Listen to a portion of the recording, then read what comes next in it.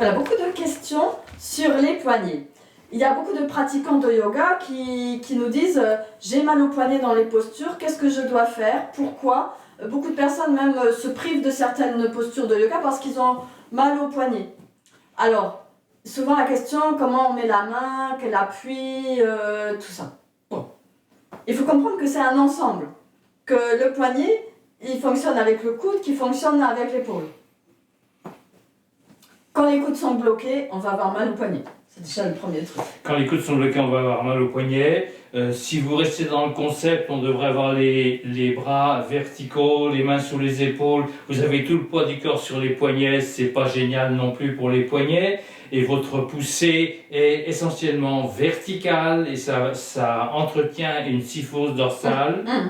En fait, voilà. Oui, ce qu'il faut comprendre, bon, on va prendre les chats parce que c'est le plus facile déjà, chat dos rond, dos creux, où déjà les gens commencent à avoir mal au poignet parce qu'ils vont être comme ça. Ils vont avoir les mains à l'aplomb des épaules. Donc ça, c'est ce qu'il ne faut pas faire. Comme ça. Et le coude en avant. Voilà. Alors là, c'est sûr que... Poignet cassé. Là, moi, j'ai mal au poignet. J'ai pas envie de rester comme ça. Si je me mets de face, je suis comme ça. Hein. Donc, c'est vraiment... c'est douloureux. Et c'est déconseillé, en fait. Nous, on dit, il ne faut pas faire de poussée verticale dans le chat. On va être sur des poussées horizontales. On va être... Si je le fais comme ça, en fait... Poussée verticale, horizontale, voilà. Voilà. Là, je veux rapprocher les mains des genoux. Je pars en chat dos creux. Et les omoplates descendent. Et l'ouverture de l'orifice thoracique supérieur.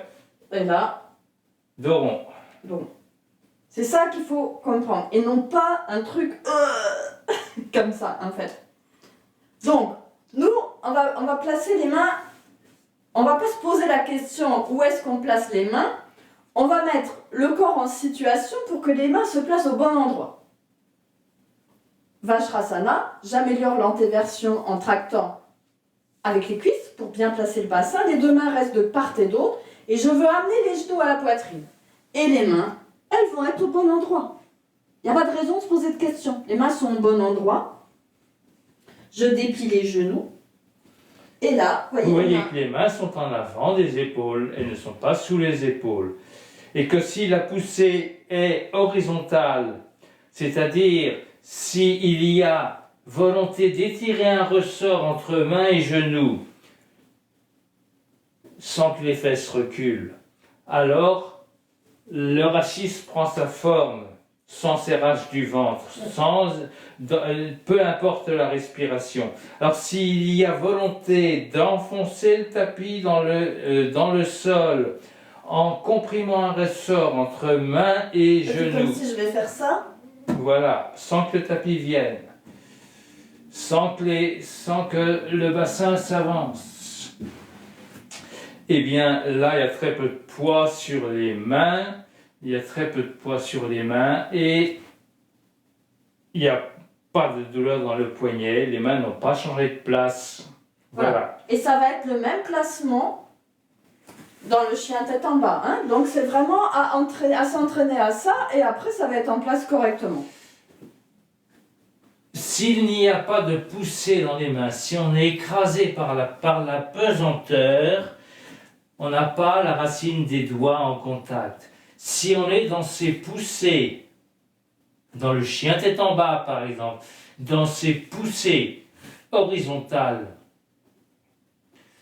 eh bien, la racine des doigts vient se placer, il y a très peu de poids, je pourrais soulever mes poignets, il y a très peu de poids sur le poignet n'est pas cassé. Si j'arrête cette poussée, le poignet est cassé immédiatement. Voilà, donc c'est notre explication. Il faut travailler avec les poussées, entraînez-vous. Et surtout, ce qui est important, c'est de ne pas se dire je dois mettre les mains à tel et tel endroit. C'est de placer le corps au départ pour que les mains soient à la juste place, qui va éviter de bricoler après pendant les postures. Hein. Et quand on est dans la posture, du coup, on va la vivre pleinement. Voilà, bye bye, à bientôt, abonnez-vous et continuez à nous envoyer vos questions. Merci.